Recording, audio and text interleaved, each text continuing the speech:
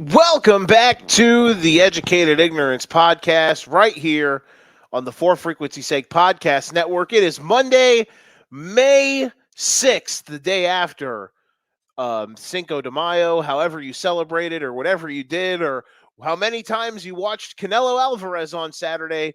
We thank you for joining us on this beautiful Monday afternoon, early evening. I never know what to call it, but we're here regardless and it should be a fun show. What a weekend we have to discuss. Round two is upon us. We've got so many things to talk about. I am Joe Winkle. Remind everyone that, as always, our podcast network is presented by Durham Remodeling, Ryan Allison Tattoo, and Jared Zook of Country Financial. We have a special guest today, and it's not every day that you get the boss texting you saying, "Hey, let's hang out and let's talk basketball together." It is the culinary caveman himself, Doug Green. Doug, how are you today, my friend?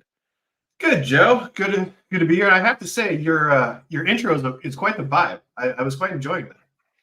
Yeah, shout out to DJ for putting it all together with the little clock. It's got the little bubble sounds on the countdown, and I don't know how I lucked into finding that sound, but it is very groovy. Dante watching in the chat on Facebook. What is up? Hanging out with us already. We are off to a great start, and we want to thank everybody hanging out with us here on this Monday. So, quick, a few bits of notes to get to. As always, follow us on all of our socials. You have them up there in the top right, above the boss man himself. The TikToks, artist formerly known as Twitter, YouTube, and Facebook. We have stuff we're posting up there all the time. We have stuff coming on this channel. Or on all of our channels here. We've got a podcast with the wrestling guys, the Card Subjects Change. They were just doing some stuff at a big car show this weekend. Our own Wizard CZ got to drive around the Godfather, so he was officially the Ho Train this weekend. That was fun. Our guys from the Green White Checkered podcast were in Kansas this weekend, and holy smokes, what a race that was. We got stuff covered at all angles, and of course, right here on the Educated Ignorance podcast, we are bringing you some, I'd like to say, decent stuff on a near daily basis. I'm assuming this is DJ, who is sad. He is asking if he got demoted. DJ, you've never been demoted, sir. You are just, you're just probably still clocked in. And producer Danny with the comeback, just dodging and sticking with the jab. So that is enough for the enough of that. One last thing. We want to remind everybody, as always, that our show here is powered by our friends over at Outlier. Want a better insight for all of your bets? Outlier.bet is the app for you. Outlier.bet gives you the best insight on props, totals, spreads, and even parlays for over 7 major sports. Outlier works with multiple sports books to show you your best odds available and to help make you the most money possible. Try Outlier for free today with the link down in the comments section. DJ says he's going to change all the passwords. DJ is the king of pettiness, which is what we appreciate here. Everyone plays a role. I'm the loud one. DJ's the petty one. Danny is the one who just has, Danny's the one with like all of the symptoms of the, squirrel and just bouncing off the walls. And then you have Doug here, who's just, the chill, even keel guy. He is the Zen master. He is the Phil Jackson of the podcast network. So, that is how I got into all my love of Zen is Phil's books. So there you go. All right, let's have some fun. Danny does get us affiliates. That is true. All right, let's get after it. Doug, your thoughts quickly on a broad scale of what we saw this weekend. We had some fun stuff on Friday. We had a couple exits, which some eulogies we'll get to. A banger game one, which we'll talk about in detail here in a moment. Your overall thoughts on the weekend that was for basketball? Yeah, I thought the first round was actually really great. We had ourselves some really great competitive basketball, a lot of exciting games, a lot of back and forth, and so really good time to be a hoops head.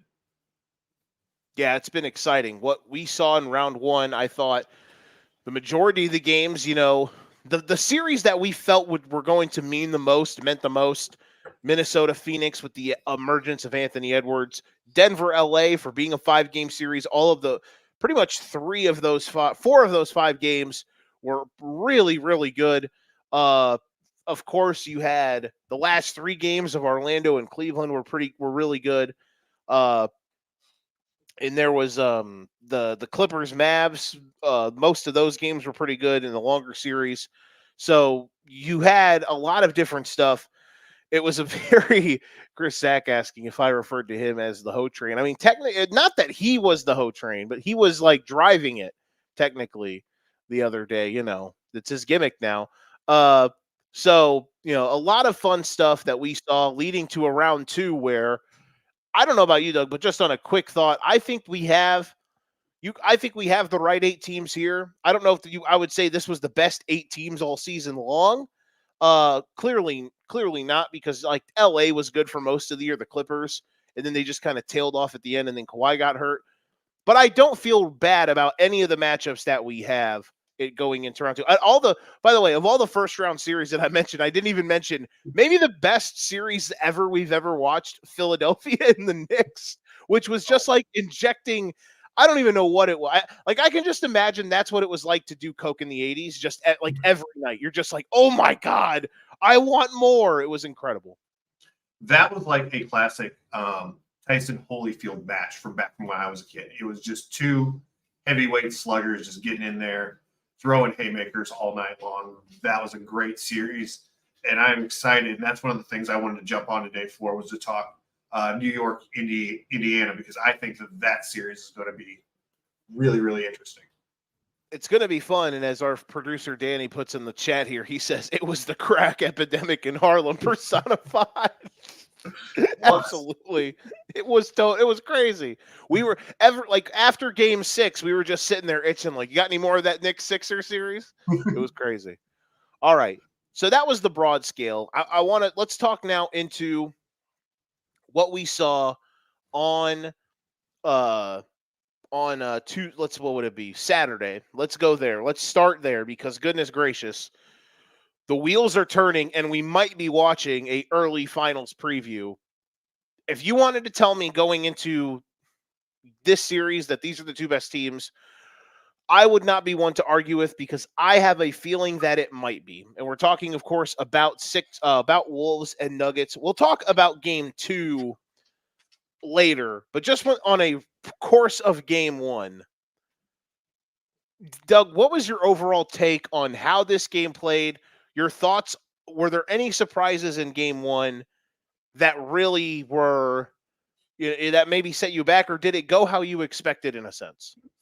I expected Denver to win this series, and I expected Denver to win this game.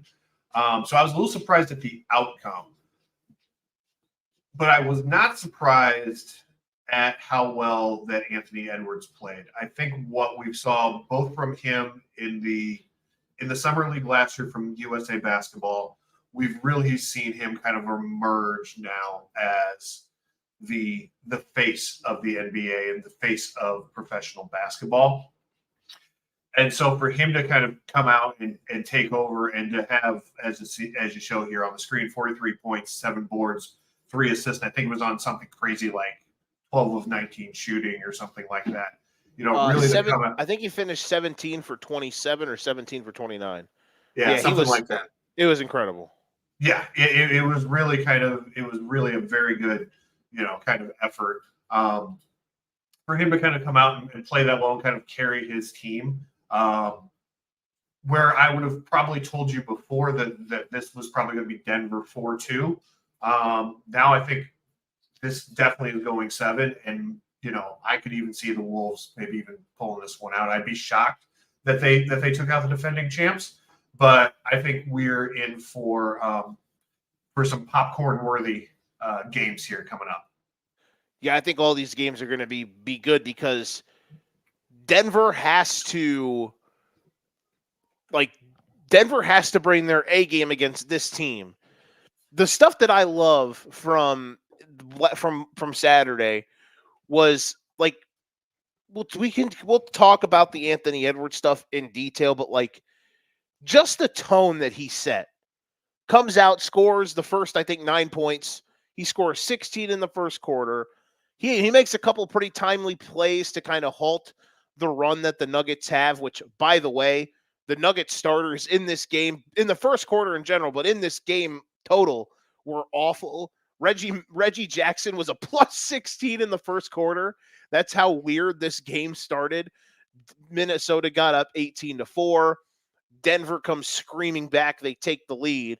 But I thought that just the tone that the Wolves set with Edwards on the offensive end, and then defensively with the pressure they put on, the intensity, and the stuff that I loved, Doug, was they're not just letting Denver walk the ball up and get into their stuff.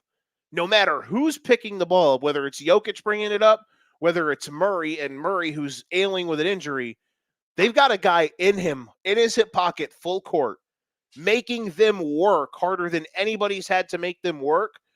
And it's just a tone. It's just the way they set the tone, the way they're imposing their will is so impressive. And I love how, even though the first quarter ended with them losing and they did blow a 14-point lead, granted, to the best it was because of the best 6 minutes of Reggie Jackson's life.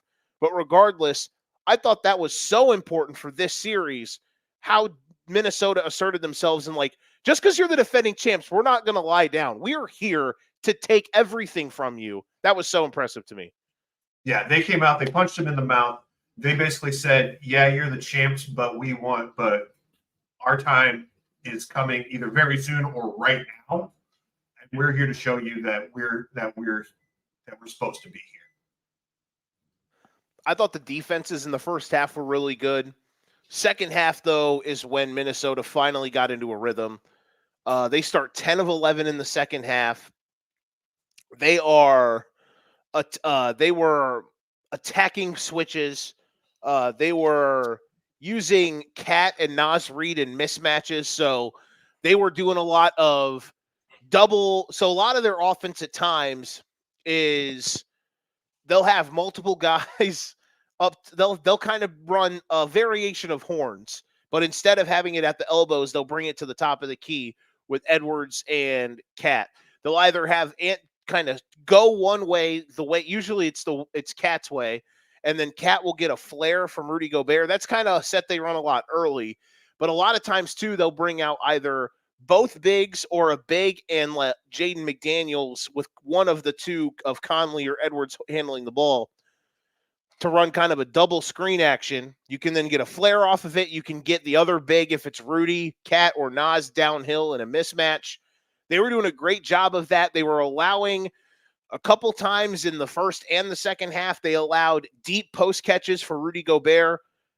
They even allowed Gobert in the short roll, which I don't like him in the short roll, but he did make a couple good decisions. And I thought Karl Towns was great in this game. And you guys know that I'm very weird on Karl Anthony Towns, but I've come a long way considering how much of a winning player he has actually turned himself into. But I thought Towns to start the second half was incredible. Comes out, and I think he scored 9 or 10 points in the third quarter. Mike Conley in the second half as well hit a bunch of timely shots. Their half-court offense was just so much they were so dialed in. They were getting whatever they wanted, and it just allowed everything to flow. And once that happened, they were able to dictate the pace of the game in the second half. Yeah, the only thing that I would say there would be Cat did run into a bit of a foul trouble. He was kind of fouled a little bit in the second half. Now everybody was kind of stop. You need to. I know he had to sit for a little while. I know he had an extended period there. He was out. I want to say end of the third or early fourth, where they had to sit him because of his foul trouble. But then he got his fifth. He got his fifth in the third, but then to move forward, he sits pretty much the whole fourth. But he sits the fourth mainly because Naz Reid goes insane. Yeah. 14 in the fourth quarter. He had 10 points in a row, and he was awful in the first half. But he was making shots. He was doing a good job of attacking closeouts because he's got a solid game when he puts the ball in the deck. They probably don't win without his contribution scoring-wise and just his timely shot making in that fourth quarter. Yeah, Nas was a big difference maker there in the fourth. So I want to go through kind of how this, a couple things here from like the end of the third quarter to me that stood out towards the end of the game here. So you've got the game is tight. I think it was like 81-80 after Cat picks up his fifth when Jamal Murray hits a 4-point play. And we were mentioning how Danny put a graphic down there at the bottom, or talking about how Gobert, Reeds, Towns, each of them guarding Jokic when he had the ball for 4+ minutes. They were doing a lot of different. They were doing a lot of different things coverage wise to make Jokic work. They were throwing multiple bodies at him. They were they were switching, not just multiple bodies as in doubling, but they were switching who was guarding him.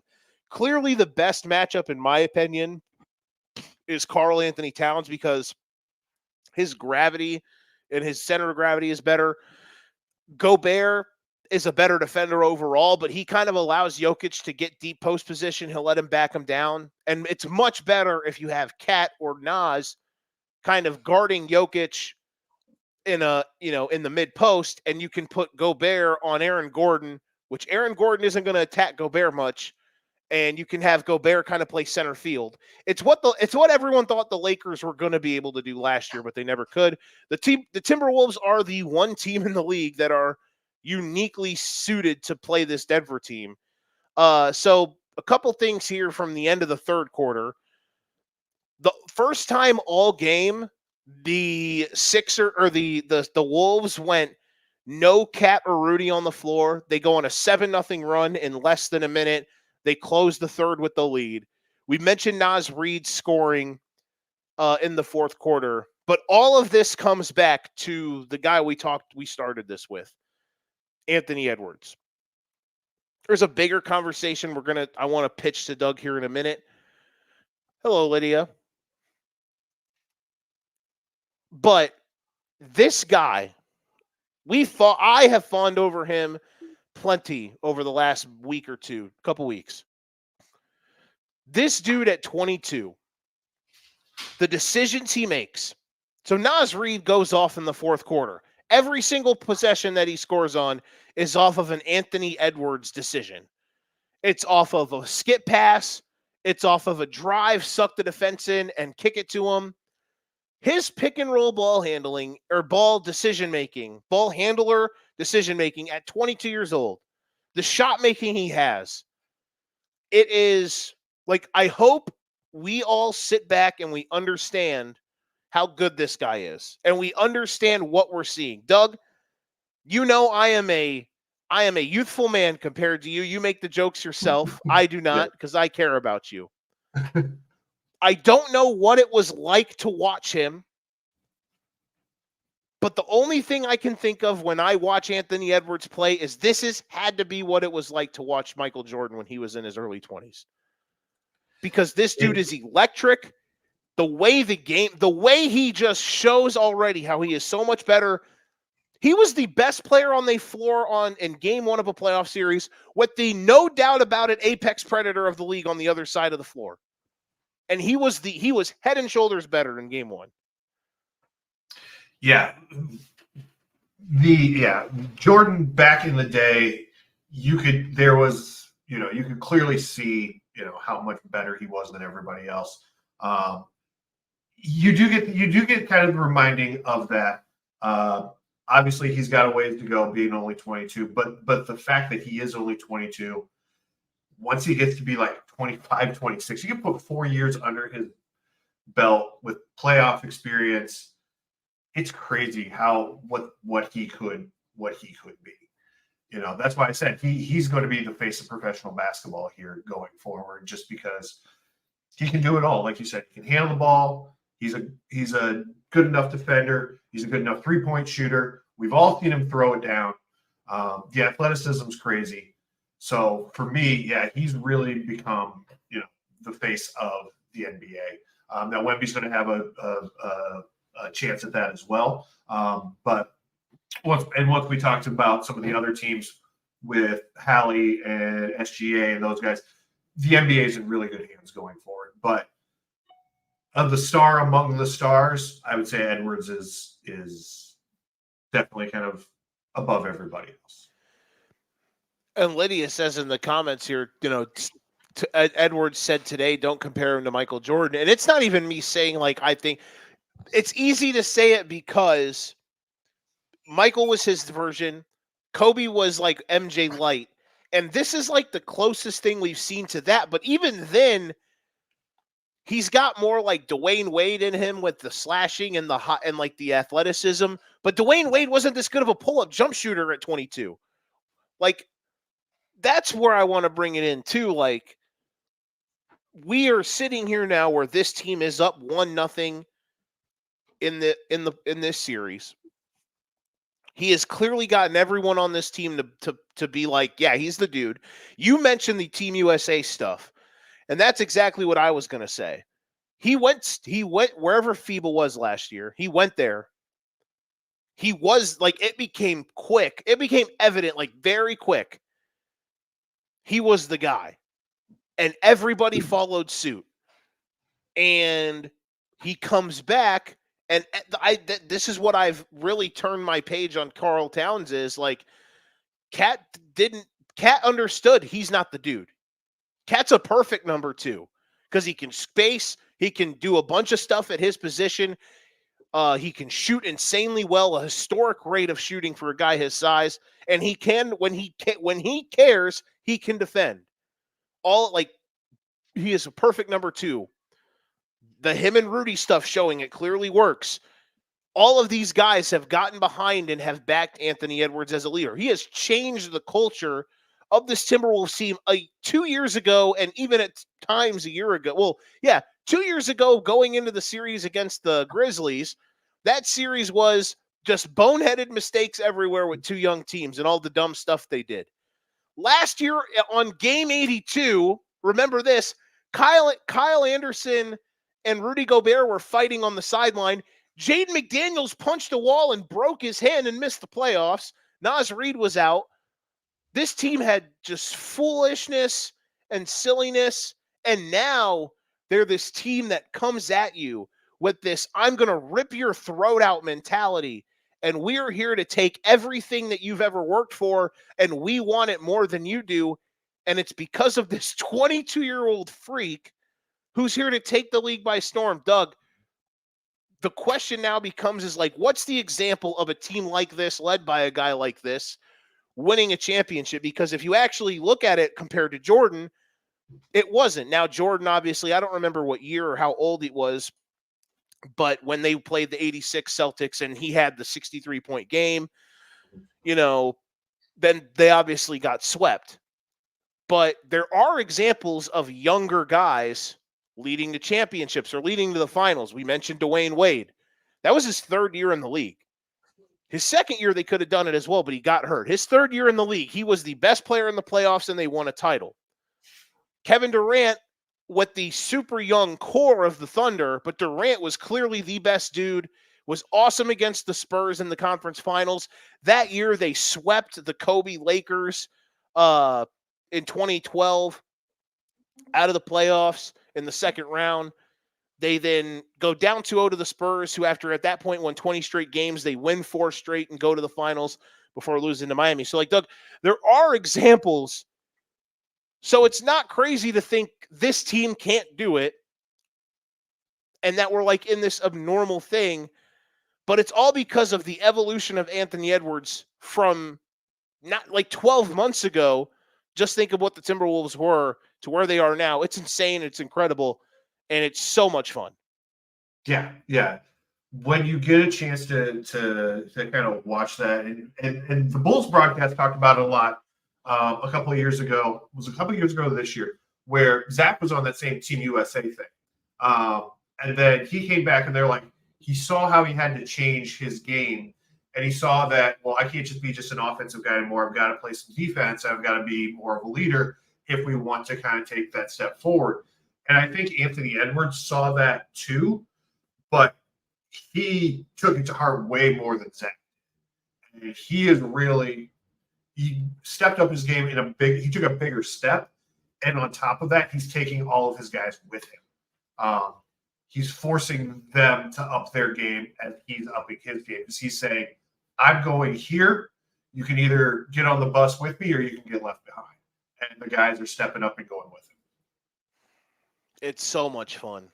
It's so much fun. And yeah, that's the difference in Anthony Edwards and Zach LaVine is you might have the guy who wants it the most in the league versus the guy who doesn't want it at all. Yeah. And I'm sorry, but hey. It's okay. All right, let's quickly go through yesterday. I think it's time for some sad music.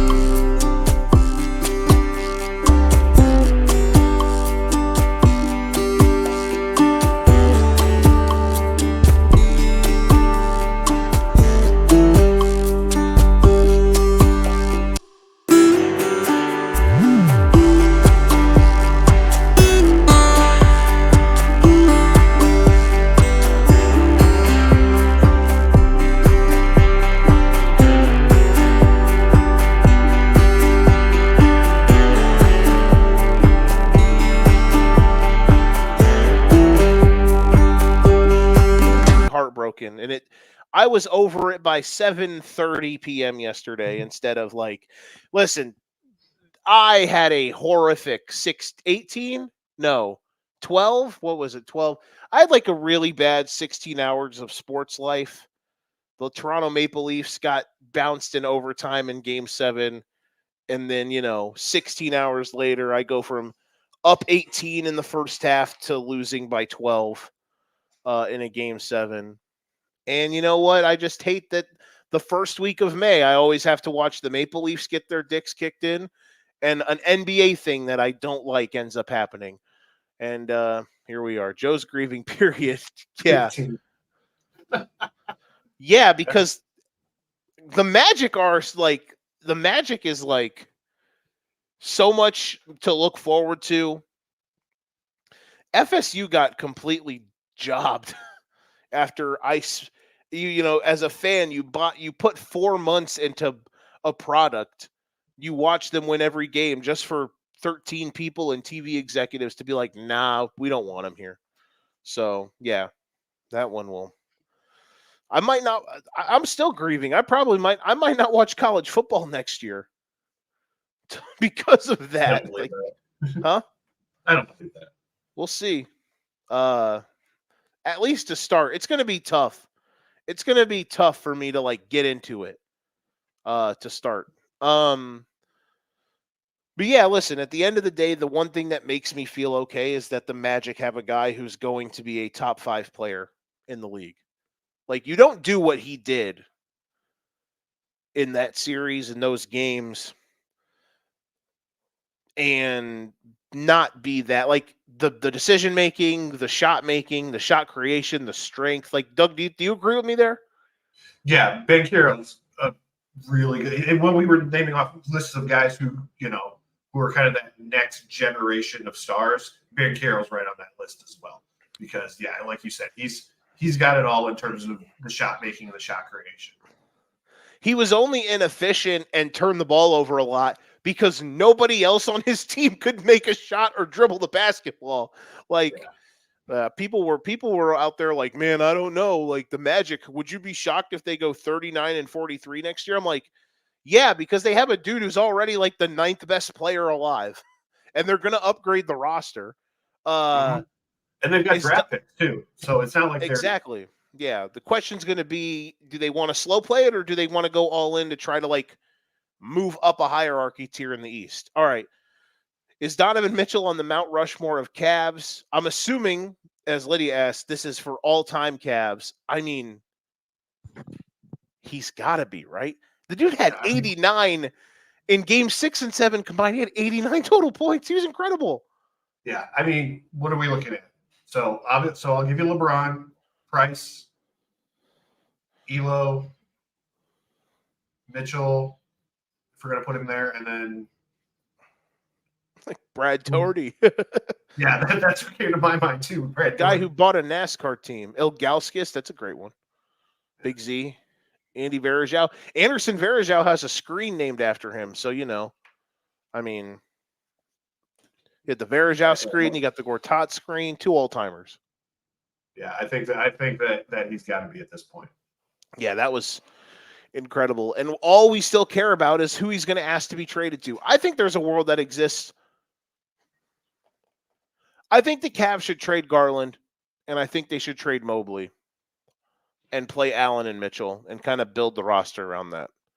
See, I really like Garland. He'd be the piece. He's the piece because it's hard to find a really good point guard. I just think there's redundancy with him and Mitchell, and we just watched Mitchell with their backs against the wall. Not really their backs against the wall in game 6. He was the only dude who showed up, and Garland has this. Who took a shot in the fourth quarter? Yeah, Garland has this tendency of like kind of no showing when it matters, and I like Garland, but man, and I liked Mobley a lot too. I was a big Mobley stock guy. The defense is legit, but man, the offense is not there.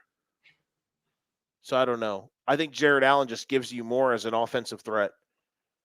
Or you can trade Allen and just play Mobley at the 5, but they need to break up the two bigs thing. I think Boston's going to bend them over a barrel and show them the 50 states or whatever that that reference was from Horrible Bosses. I expect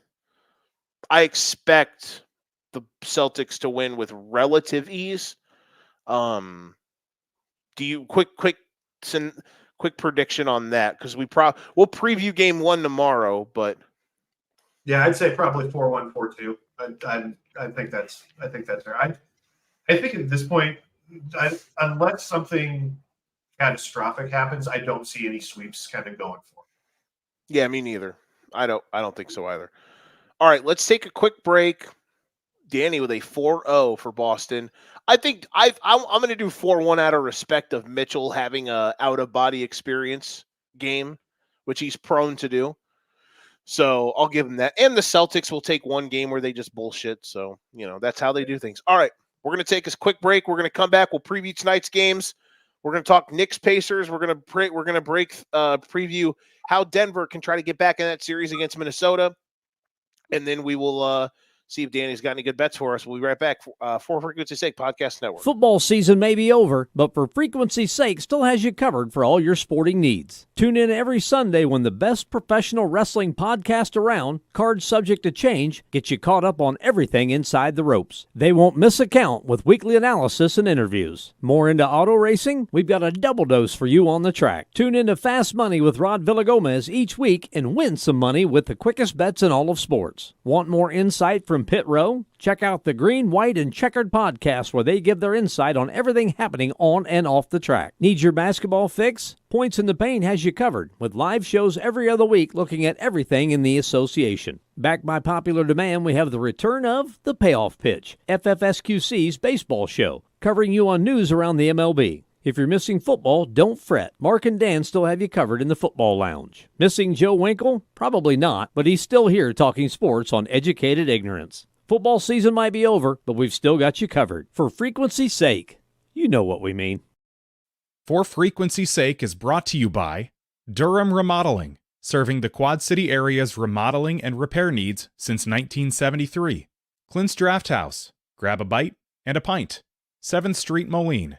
Lopez, New York-style pizza served up by the slice or pie, Davenport. Lifted Energy, energy drinks, coffee, donuts, and more. #GetLifted. Atomic Sports Cards and Collectibles. Sports cards and memorabilia, vintage clothing, hats, pennants, and more. Ryan Allison Tattoo. Step into the vibrant world of tattoos with Ryan Allison. And A Cut Above, offering quality custom woodwork designed specifically around our customers. I was going to come back and make some sort of Kendrick Lamar, Drake joke, but, I feel like if I did that and compared anybody to any of them, then that could get really, really weird and people would start asking questions. So we're not going to go there. Doug, how are you on this Monday? Do you have any fun? Do you have any fun odds and ends you're going to be reviewing over this next week? I don't know. I always like to see where the day takes me. So we'll see how things play out. You wake up, you see what your HBO Max show is like. It's what you're like. What HBO is giving you hey, we think you should watch this because you watched this. You should watch this. Then you watch an episode. You're like, I'm gonna do a 15-minute video on it. I love it, honestly. Yeah. Yeah. I mean, I wake up, I put on my workout videos, and I'm like, okay, I do this one, I do that one, and sometimes I repeat them, and sometimes I want something fresh that day. So, do you have a Peloton? I do not, but I use the Apple Fitness Plus, which is a similar thing. I was gonna say I could see you as a Peloton guy. Yeah, tomorrow Doug's gonna drop a Kendrick and Drake in-depth review, so make sure you're here for that. All right, let's talk Pacers versus Knicks. Round 2, game 1 tonight. For those who care, which we'll talk about in a little bit, everyone's favorite New York Knicks fan / Oklahoma City Thunder fan / New York relative, Gotham Gambling Zone Danny, will be joining us to talk about some bets that he likes. Knicks are -5.5 tonight. They were minus 2 something for the series. -1.5 for games in the series last I checked. So overall, Doug, we'll toss to you first. What are you looking for when it comes to this series specifically between the Knicks and the Pacers? I think for me, really, it's the style of play because the Pacers want to get out and run, and the Knicks want to kind of beat you up.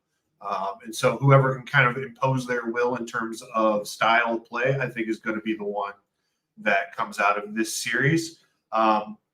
Both had big shot makers on the side with Hallie for the Pacers and Brunson for the Knicks. So I think between those two, I see it being a close series. But like I said, whoever kind of impresses their style is going to be the one that comes out. I think if you're going to look for it, maybe not necessarily what you would call a traditional X factor, but I think the guy who might be the difference maker would be Siakam, who's kind of who's had the playoff experience maybe a little bit more than maybe some of the other guys, and has already shown that he's playoff Siakam is in effect. He was awesome early in the Bucks series. He wasn't great down the stretch, but that's because I thought Halliburton asserted himself much more. I think Halliburton has to be the alpha in this series. It's the thing that I'm waiting for. I thought he was that in game 2. Even though Siakam scored, I thought Halliburton was assertive and he was attacking downhill. And once he goes downhill and forces the defense to kind of cut him off, that's when he can kick it out. And that's when the Indiana Pacers play like, they play as fast as qualifying at the Indy 500. There's a reason they're in Indiana, folks, because that shit is moving and it's at 235 miles an hour. Mac Fulton would appreciate that joke. They get it swinging. They go from corner to drive to kick out to wing, attacking a middle. It's just that ball is moving. They get stuff working. They run a lot of Spain pick and roll, which I love, which is, of course, as we noted, you have a normal pick and roll with your big screening, or you have your screener screening the ball handler's man. But then the Spain pick and roll is a third man who is screening the ball screener's defender, and it just allows so much action off of that. So it'll be interesting to see if they get into that. I think Jalen Brunson against the Pacers' point of attack defense, or in this case, their lack of point of attack defense, will be very interesting because the Pacers' defense is just not good. But the Knicks aren't a team that's going to light you up for like 115, 120. You look at the 3 regular season meetings, and I know they don't mean much, but the first time these two teams played was on December 30th, and the Pacers won 140 to 126. The second game, which was more of a Knicks score in MSG on February 1st, 109-105. Then the third game was 125-111 Indiana. That Pacers game, that win for the Pacers, Halliburton had 23 assists. So like that's just showing like when he's getting downhill and he's dealing, that's when the Pacers are at their best. I think there is a specific path, Doug, for Indiana to win this series. It has to involve their style of play, which they used against Milwaukee, which is we are basically going to be a pace and space and run and gun college basketball team where we are going to pick you up 94 feet, full court pressure, and just try to wear you out. Not because they have the athletic advantage that they did against Milwaukee, but it's because the Knicks only have 7 guys that they can play. And this could be the series where you start to really miss Julius Randle. You start to really miss Bogdanovich. But all that being said, I still believe the Knicks will win the series as a whole. But for tonight, I'll be interested to see how much Indiana really tries to impose that will and how quick they go to, let's try to run them. Let's try to wear them out. Let's try to make them play at a pace they're not comfortable with. This is going to be really the truest, like, styles makes fights series in a sense in the second round, because you have a team in the Knicks who will grind it down. They will play low possessions, and they have a certain style, which is they have their point guard. Both teams might look the same in like their point guard controls everything, but it's just done in so many different ways, and the tempos of it are different. So that'll be an interesting needle to see how that gets worked tonight. Yeah, the question I have for you, that I'm interested in, is if it is a low-scoring, a close game at the end, do you think Indiana has enough defensive presence to get a stop when they need it? So let's say it's a tie ball game where they're down 1 and they need a stop and a score. Do they have the ability defensively to stop New York for a possession or two to try and win something at the end? I don't think they do, because I think what New York is going to want to do, unless they do something like bananas, like, listen, so Nembhard and Nesmith are insane. They are feisty as hell. They're a bad defensive team, but they have like good foundational defensive players in a sense. So like I expect Nesmith or Nembhard to be on Brunson, but you look at the stats that Brunson put up down there below, 36 a game. The assists were down in the regular season. I expect that to be up because his usage in the playoffs has just been so much higher. So I don't know. I don't think I'd be shocked if they were able to get a lot of stops late in these games, but I will say I trust them much more than I did Philly on the offensive end, because Philly's late game offense usually was really bad. I think the Pacers would be able to do a much better job of these if it was late. Final 6 minutes was the story of these Sixers Knicks games and who out executed who. I think that the Pacers definitely fit much better than the Sixers did when it came to execution down the stretch. The problem is going to be, can they get stops? And I don't know. Brunson is on an incredible heater. He's getting anything he wants. If Neesmith, McConnell, and Nembhard all get torched, do they just say, screw it, and we're going to put frickin' Siakam on him or something crazy like that? Like, that'll be fascinating to see. And tonight will be very interesting to see what different stuff they throw at him. And on the Pacers side too, quickly, the thing that the Knicks struggled with was Maxey getting downhill, which is why I said Halliburton, Doug, needs to be the alpha for the Pacers, because he's got a skill set unlike almost anybody in the league. And before the hamstring injury, he was one of the 5 best players in the league this season. You could argue 5 to 10. We were putting him in our MVP voting throughout the year. Like, he was insanely good. And he doesn't have to be that good, but if he is like adjacent of that in some way, that would make a huge difference in this series. Don't you agree? Absolutely. Yeah. He's got to be, if they're going on to the next round, he's going to have to show he's every bit the all-star that we know that he is. So. And we already know the Pacers are going to lose one of these 2 games by like 30 because they're young and they're dumb and they're crazy. So they're going to suck in one of them. I would like them to have a much better game 1 tone than they did in the first round. I would also that's why I'm saying their path is limited. Because the Knicks, goddamn, all these teams that sound the same and they're all in the Upper East or whatever. The Knicks have a certain style.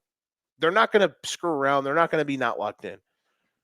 Pacers, it could be night tonight, but more times than not, they'll be there. But there are going to be a game or 2 where they're going to be like, oh, let's see what, woohoo, it's game 2. That's just how it is with them. So we'll see. It'll be very intriguing to see how the Pacers handle tonight in game 1. Do they try to attack it like Minnesota did, try to steal game 1 on the road? And the early adjustments by both sides. Carlisle versus Thibodeau will be fun. You guys were talking about it in our little pre-show scuffle about the Rick Carlisle, Jalen Brunson piece of this. So, like, if it is late in these games and every time Jalen Brunson just nails another, like, dagger mid-range fadeaway, does he just stare down Rick Carlisle and eventually, like, give him the suck it, like Joel Embiid, Anthony Edwards? Like, I'm expecting something, right? Yeah, I fully expect Brunson he'll be the guy that hit the game-winning 3 right in front of Carlisle, and like you said, he'll just stare him down. And Carlisle, like, trips over, and then he steps over him like AI did to Ty Lue. That'd be great. Yeah. Great content. Okay. Quick, last thing here. Denver, Minnesota for tonight, game 2. I'll toss this question to you, my friend. What in your mind is what's the one thing Denver has to do differently tonight than they did in game 1 in order to even the series? Well, one, Gobert may be out with the birth of a child, so he may not play tonight at all. I did not know that. Wow. Yeah, that came out this afternoon that he may not even play. That's big. Yeah, so one, no Rudy. 2, I think they're going to have to do something to hold down Edwards. Now, whether that is a double team or whether that is you're going to have to find a better defender. I don't even know who they could put better on Edwards to slow him down. Probably they're going to have to look at a double team there, but then you open up your other can of worms of, letting Cat go crazy with that. The other thing would be capitalizing on the fouls and the mistakes that Minnesota may make. If Cat's going to get you into foul trouble, you've got to capitalize on all of those free throws as well. And then From there, obviously, if Gobert is out, then that changes your rotation too. So that's going to be something that Denver can look at. But yeah, I think for them, and Murray got off to a bad start in that game too. He didn't even score in the first half. Correct. As well. Yeah. So Murray's got to get off to a better start, and then play through Jokic. Make sure that you're playing through your MVP, and then make sure that you're capitalizing on the free throw situation. If you've got that, then I've got to like your chances just simply because you're the defending champs. You've done this before. You can go down 0-1, but you can't go down 0-2. I think there's going to be a bit of that desperation. Last time they trailed a series 2 years ago against the Warriors. So they obviously did not get much resistance last year. So we'll see. There was, I did see something that said there's optimism he'll get back. Congratulations to Rudy Gobert. Mazel tov, et cetera, on the birth of his first child. Congrats. That's awesome. Love to see it. So, yeah, I mean, if he does come back, that would be huge. If not, be interesting to see how they handle it. I just think the things that I felt was how Denver has to play this A-plus game. They have to start this will be a series. I still think I picked them to win, even though I really wanted to pick Minnesota. But I don't know why I didn't do it. I was at the gun, and I was just like, Denver. I hate it. I picked Denver. So when Minnesota wins the series and they win the title, I'm going to feel so stupid for not being on it earlier than I should have been. We're gonna let you hear about it every day too. I'll just be upset, God damn it, I can't believe I knew it and I didn't do it.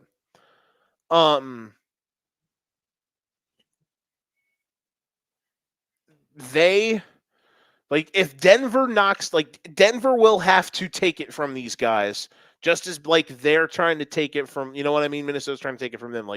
That's the specialness of this series. Is it's the defending champs trying to defend their title against a team that is coming right at their necks.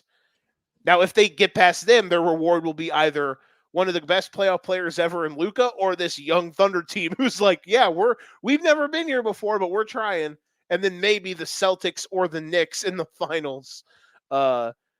This historical Celtics team, numbers wise, or this Knicks team that's just a pain in the ass. So the road for Denver from this year compared to last year is so much harder. But that's the fun part about it. Yeah, I was listening to the radio the other day on my way to somewhere, and I think it was 670 the score, and they were talking about if Celtics are the best team that's left in the playoffs, if they're your number one, which people tend to think that they are the next 3 or 4 best teams all out west? Yeah, the 4 of the 5 best teams left in no. I think the best teams right now that are left in this order, in my opinion, Denver, Minnesota, Boston, Oklahoma City, New York, Dallas, and then Indiana and Cleveland. But in general, I definitely thought the top 3 in the West and Boston were the top 4, and then after that, it was between the Knicks, the Sixers, because the Sixers were basically a 2 seed, with the team that they had. And then Dallas, depending on what version of Dallas you got, and then obviously this version of Dallas has been really good. So, but yes, the West is much more jam-packed in comparison. The 4, the 2 series in the West we expect to be more competitive than the 2 out East, depending on how punchy the Pacers are going to be. Right. I agree with that. Yeah. I think that there is clearly a divide between the East and the West this year. But I think if it's Celtics or Knicks in the finals, I think the finals will be good no matter what. Because the Knicks don't play bad games, and the Celtics can be very infuriating, but at least they will. They'll be obviously super competitive, and there's a chance they could actually win. Not that the Knicks couldn't win, but you know what I'm saying. All right, we're not going to do the Clippers eulogy because it's slightly boring, and I'm on a time, and I'm close to being against it. Last thing I'll say, you mentioned they got to go through Jokic. I think they need to go through Jokic to start. I want to see, if I'm a Denver fan, I want to see a gaudy ass statistic game from Jokic, bounce back because he was not good in game one. I think the Nuggets through him is what evens this series. And then Friday night, would it be Friday? Yeah, Friday night, game 3, 1-1 in Minneapolis. The Target Center will be levitating, which will be fun. So that'll be exciting. Okay, let's bring the man in himself. Dun dun dun. Let's clean this up a bit. Got to do this. Kick Joe out. Me and Doug just kicking it. Suck it. That comes soon. Plugging our new show. Yeah. We do have. You guys do have a new show called Watching the W. When will the first episode be? Sunday. We're going to record that Sunday. Yep. Okay. Just like a series preview type joint. So everyone watching, we have a hell of an audience on Twitter, Facebook, YouTube. Sunday, Watching the W, first episode. These two jamokes. It'll be great. There will be a 15-minute period where we just bully DJ for no reason. So make sure you guys stay tuned for that. We're gonna have a counter at the bottom. It just says DJ insults. It's because DJ's into it. That's why. Yeah. Secretly a masochist. Yes, exactly. So what gets the people going? Huh? He does live in Rocket. Yeah, no kidding. All right, so Danny, what do you got for us? So I got 4 for you guys today. There was one I really wanted to take. It was Brunson's points with the revenge game, but his line's at 37.5 right now. As likely as he'll hit that, that's just way too high for me. Like, that's just too high for anyone. Hold on, 37.5 points? Yep. Jesus Christ. FanDuel has 36.5, but everywhere else has 37. But to be fair, as I put on the screen earlier, he's averaging 36 points per game against the Pacers this season and 33 during his career. So he's obviously dominated the Pacers in the last 2 years. But I am taking one on that game. It's Andrew Nembhard over on points, rebounds, and assists, mainly because during the playoffs, he's seen a big increase in minutes. He's averaging about 35 minutes a game. And during the regular season and the playoffs, this whole season, anytime he has put up 35 or more minutes a game, he's hit this line in 13 of those 14 games and soared over them. 2 of those games were against the Knicks, and he had over 20 for both. So with the focus being on stopping Siakam and Halliburton, I like Nembhard to get a couple shots up, get some boards. He's Josh Hart-esque the way he plays. So I'm really looking to watch those two guys and how he's Josh Hart with limited minutes is the best way I could explain him to people who don't really watch teams like the Pacers, if that makes sense. The other one I have one on the Nuggets game, mainly because of the Gobert news. I was kind of hoping you didn't bring that up, Doug, so I could drop a bomb on that one. I knew Joe did not know about that one. I had no idea. So yeah, Gobert has not been in the last 2 practices. So even if he's playing, his head's not going to be in the game. They might have to lower his minutes. If he doesn't play, the 2 games, there's been 2 games in the last 2 years that Gobert has not played against the Nuggets. In those 2 games, Jokic is averaging 15.5 rebounds per game. So I'm taking his rebound line at over 12.5. I'm putting 2 units on that. That's how much I love that one. Everything I've seen has him projected almost 16. So you could even run a little ladder bet and do 12.5, 14, 16. I think if he doesn't play, I think he has the potential to hit 20 because he's just too strong for Cat down low. And especially after that last game, we don't really see a lot of games where he doesn't hit double-digit rebounds and then does a low number the next game.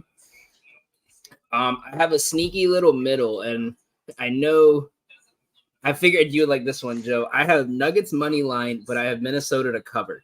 It's plus 315 Gobert is the reason why on this one too. They are 0-2 without Gobert in the lineup against the Nuggets. They are 3-3 this year. But and the three teams they beat, it was the Jazz twice, and I think it was the Wizards. It was the Nets. They lost to two playoff teams and the Lakers. All 6 of those games they covered a spread. And they covered a 6-point spread as well. So I like them to cover the spread here, but I don't think they go up 2-0 in Denver. I think they split 1-1. That's plus 315 on FanDuel. I really like that one. I actually want to see that one hit. I'm going to feel like a genius if it does. And then I have Ren right here. If you're a FanDuel user, they have a boost for any parlay above plus 400. We have this one right here. Nimhard to get 9 points, Toppin 10 points plus rebounds. Nimhard 9.5 points and rebounds. Porter Jr., Towns 15 points each. Jokic 25. Anthony Edwards to get 5 boards and 33 points plus assists for Jokic. That's boosted to plus 600. So $10 will win you $70 back on FanDuel. That's our big parlay of the day. There we go. Now we're cooking. Look at all that fanciness. Nemhard assists and alternate points. Gotta love that. Obi Tay, we didn't talk about, Doug. The Obi Toppin revenge games in New He's York. not gonna. I don't think he's gonna have a revenge game. I think the way it ended there, I think Thibodeau's gonna make a point to shut him down. But the way he's played, I do think he's gonna get at least in his minutes. He's gonna get at least 10 points and rebounds. He has played really, really good. Oh, that's points plus rebounds. Oh yeah, he should easily hit. He should hit that pretty comfortably. The beauty of these role players in the playoffs with parlays is because when you find those players that they are going to play like 30 plus minutes, but they're not going to have the ball in their hands the whole time, their values are super low and their beauty is defined because like in this game, they know the ball is going to be in Turner, Siakam, and Halliburton's hands for 90% of the game. So even though, Nimhard's hit 15 plus points, his line was at like 11.5. Even though Toppin's hit like 12 plus in the four of the 5 games in the playoffs, his points line was at like 8.5. Mm-hmm. So you find these little sneaky lines like that, and that's the ones I'm kind of targeting in this one. Okay. Well, speaking of that, then what's DiVincenzo's threes at then? I think his is still the same because he just chucks 20 shots a game. He was much better in game 6, and we kind of didn't mention that, but like that was a massive, massive point of game 6 that he finally had his moment of like, oh, he's like here. There's a guy in his line's at over 3.5, but it's at plus 150.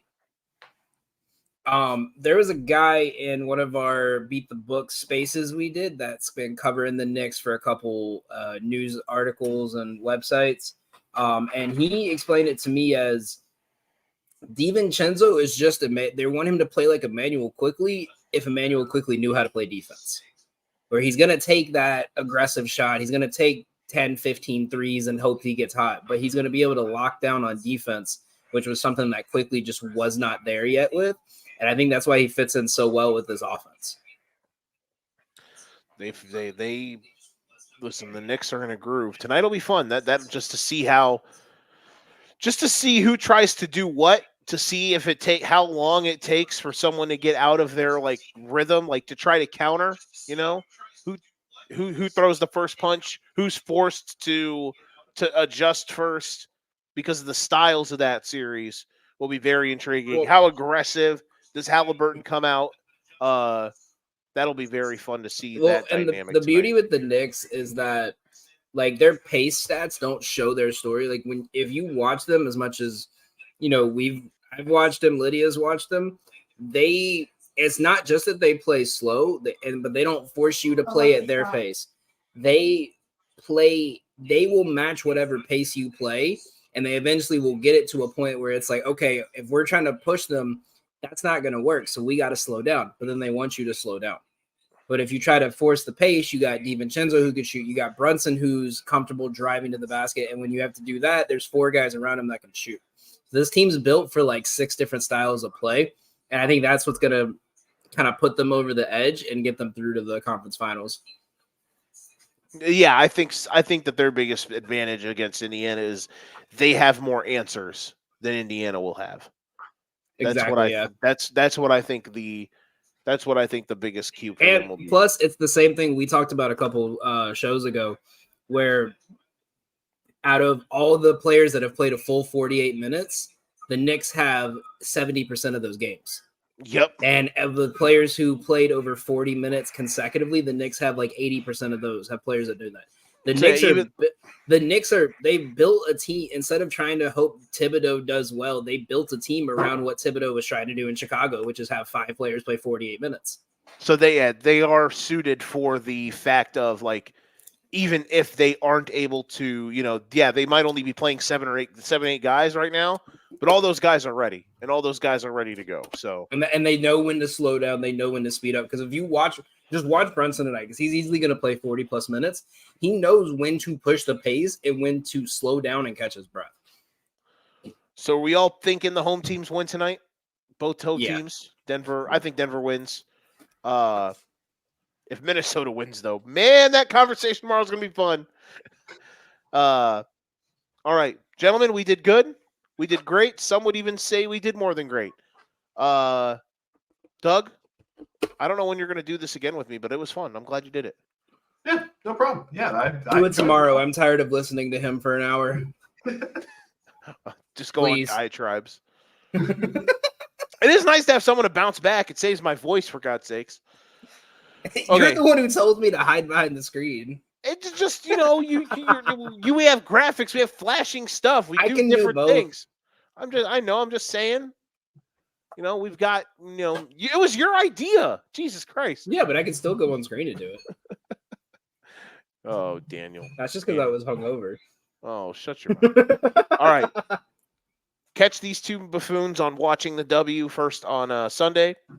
There will be in-depth coverage of the WNBA season, regular season kicking off next week. Should be a blast. And will be great to check that out. Check out all of our content at our socials up top.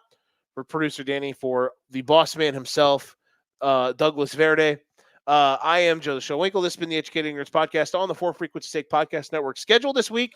We'll be here today and tomorrow. We will not be here Wednesday. That is the official off day of the week. And we'll be back Thursday and Friday, grinding it out. Big time stuff. Round 2 is here. We are getting down to the nitty gritty. Love to see it. Go Knicks. Go everybody. I hope everyone has chip. Knicks to the chip, baby. Yeah. You already know what we do. Listen, if the Knicks make the championship, this city will burn to the ground. If the Knicks make the finals, burn to the ground. If the Knicks make the finals, then all of us at 4 Frequency Sake, we have to do the street thing with the Knicks. We have to do a live show in Times Square. That's what we got to do. We got it. Yeah, we just got to be like, if Knicks and Rangers make the finals, just like 1994, a super, super chaotic city for like a month. Listen, the Knicks won a series, and everyone around the city feels happy for what's in like the 4 years I've lived here. So, like, Doug, everyone's being polite. I'm not getting cussed out on the train by homeless people. Like it's great. It's beautiful. There you go. When the Knicks win, the city wins. Doug, I'll ask you this, and then we'll go.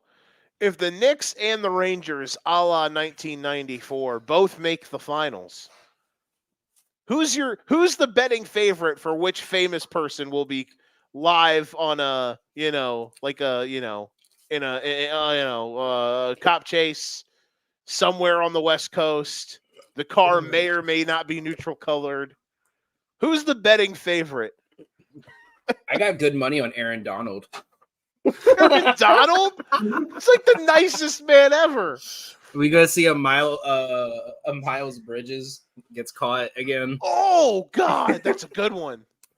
He's like got good odds at like plus 900. Let me check BetUS, see if that's a line. let's go with Left Eye from TLC since she's already got a track record. Oh my gosh. I'm gonna go with the long shot. I'm taking Caitlin Clark. Oh Jesus. We're gonna be like, it's gonna be on ABC, game 1 of the finals or game 3 of the finals. Sorry, we have to cut away here live of they'll double box it. We'll be right back to game 3 of Nuggets Timberwolves NBA finals coverage We have a live. It is a that is a white Ford F1. That is a white Dodge Charger on Interstate 80. It's gonna be Draymond. Yeah, he'll be Draymond. That's There we go. Draymond. Just like what Tom Brady said in his roast the other day is like when they said it when Peyton Manning came out, he said when they said a white Bronco was coming, I thought it was something a little different. But who would Draymond's Al Cowlings be? Like, who would Draymond's driver be? That'd be interesting. Stephen Curry, it is labeled, and you know how like that's how the helicopter people say like Stephen Curry is known. He is currently driving the Dodge Charger. The victim was If it was Jordan Poole. LeBron, it'd definitely be Dre driving. It was Jordan Poole. Oh, what'd you say, Doug? I said if it was LeBron, it'd definitely be Dre driving. Yeah. Exactly. The first, how would this affect LeBron's legacy? Correct. Rich Jordan Paul. wouldn't need a driver. Jordan would be driving on his own. Exactly. Jordan would have got caught. Baby, show over. All right, y'all. We're out of here. See you guys. Hey, guys. All right. This has been the Educated Ignorance Podcast for Doug and Danny. I am Joe. We'll see you guys tomorrow. If you ain't got your game, you best pass the sticks. We will see you tomorrow. Enjoy basketball, everybody. Good night.